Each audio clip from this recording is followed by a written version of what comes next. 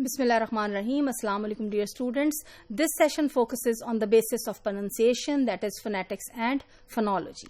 I hope and expect you would be able to understand by the end of this session what is the role of phonetics and phonology in pronunciation.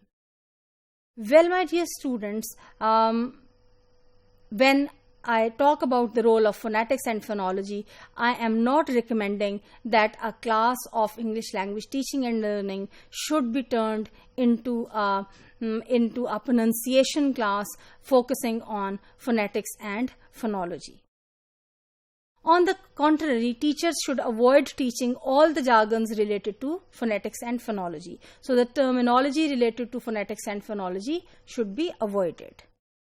However, what is significant is that an understanding of the knowledge and research findings of phonetics and phonology are used to facilitate the process of teaching and learning of pronunciation. So, it depends upon the mastery of the teacher and the knowledge of the teacher that he or she would bring in the class of phonetics and phonology, and the teacher is not expected to teach this knowledge of phonetics and phonology to the students or the learners. Rather, he or she is expected to use it as a tool to teach pronunciation to the students.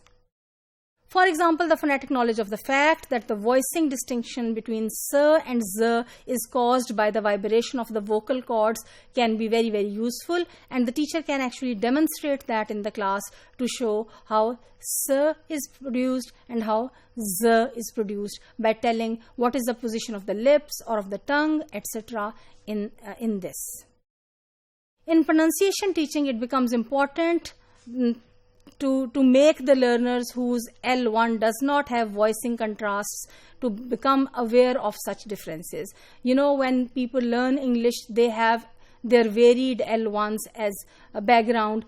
Some languages would have varied sets of sounds. For example, there can be a language that would not have, for example, Arabic does not have p sound. For example, in Arabic you would not have sound. So, the learners should be made aware of these contrasts between L1 and L2, and when they learn about these contrasts, it becomes easier for them to pronounce the new sounds that are different from the sounds of their L1 and that they come across when they learn English language.